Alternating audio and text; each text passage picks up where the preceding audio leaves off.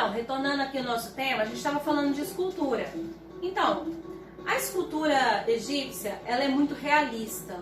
A imagem, ela é esculpida muito próximo da realidade.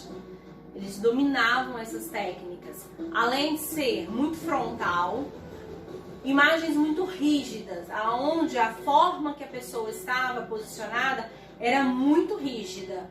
Os braços estavam sempre colados ao corpo, bem justinhos. Não é como na escultura grega, por exemplo, que estavam aqueles braços soltos, movimentos suaves. Não, é rígido. Por quê? Porque como eles falavam de eternidade, eles queriam chegar na eternidade íntegros, as suas esculturas tinham que demonstrar essa integridade e não perder as partes. Então, para evitar quebrar braço, quebrar punho, então elas eram muito rígidas. Os braços eram bem colados ao corpo. Observe-se que os pés sempre tinham um pé que estava frente ao outro. Os punhos eram cerrados, tá? Observe isso nas esculturas. E tinha um caráter geométrico que você observa aqui na fotografia, por exemplo. A imagem de Ramsés, o queixo dele, ó, é uma figura bem geométrica, da barba dele bem geométrica, tá? Então esse caráter geométrico é muito forte nessas esculturas. E a questão do duplo. O que é esse tal desse duplo? Duplo é como se fosse a cópia fiel. A fotografia, que não era a fotografia que existia naquela época, era a escultura, era um duplo fiel da pessoa. Você vai ver aí, ó, esse é um duplo. Essa imagem, ela é muito próxima do real. A escultura e a imagem da pessoa, muito próximo. Isso é um duplo. Observa aí as imagens que você vê a seguir. Olha como eles eram muito voltados para a anatomia do corpo, muito perfeita. As esculturas muito rígidas, tá vendo aqui? Os braços muito rígidos, muito detalhado, tá bom? Observa o pé, ó, levemente um pé à frente do outro.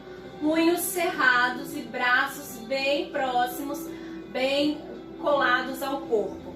Além disso, você vai ver as esculturas egípcias como blocos monolíticos. Mono, litos, pedra. Então, um bloco único de pedra, aonde eles vão estar ali justamente para preservar essa questão da integridade, de chegar no outro mundo, na outra vida, sem faltar parte alguma. Então, tudo que eles faziam de escultura, eles faziam assim, muito rígido e muito um bloco único, para que não acontecesse nenhum dano à peça.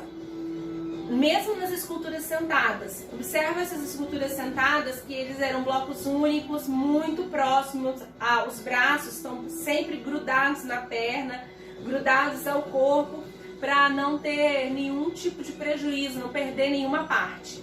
E eram sempre grandiosos, né? E muito, muito próximos do real. Essa é outra imagem de Ramsés. E aí entra a pintura. A pintura nasce da necessidade de levar os pertences que eles tinham para a eternidade. Mas quando eu disse para você que eles levavam tudo, que eles tinham que ser enterrados com tudo que tinham, como que eles seriam enterrados com suas terras, com suas plantações? Para isso entra a pintura, surge a necessidade da pintura. E eles começam a pintar os bens que eles não podiam carregar, como as suas plantações de trigo, por exemplo. E aí começa a surgir as pinturas de uma forma muito eloquente, muito bem feita.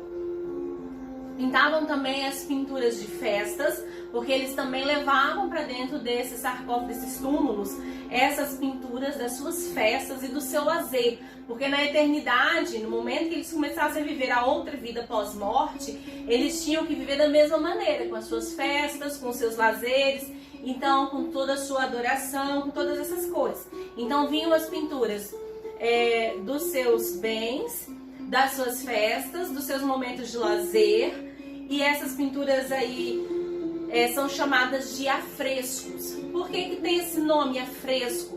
Porque afresco quer dizer aquela pintura que foi feita no reboco, no cimento, no reboco fresco.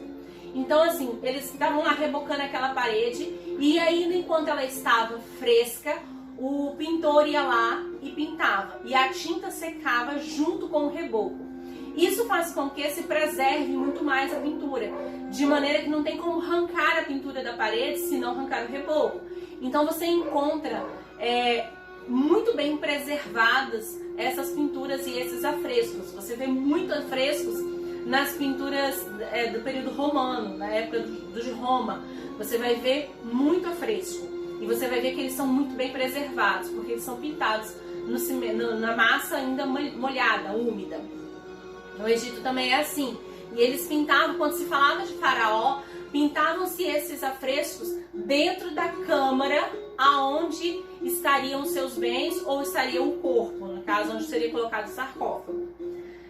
Também eles faziam pinturas em homenagens e adoração, que eram feitas pinturas nos templos, nessas grandes construções você vai ver também esse tipo de pintura, né, dos seus momentos de adoração.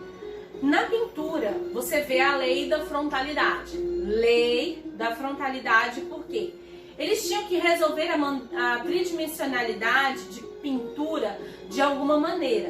E a maneira que eles encontraram para resolver a questão do volume era pintar a figura frontal, aonde o corpo estaria de frente, a cabeça de perfil, principalmente para detalhar a curva do nariz, para detalhar a orelha, cabelo, os ombros muito marcados, para na eternidade entender que eles eram íntegros, que eles possuíam o corpo perfeito, o tamanho da orelha, o tamanho do nariz.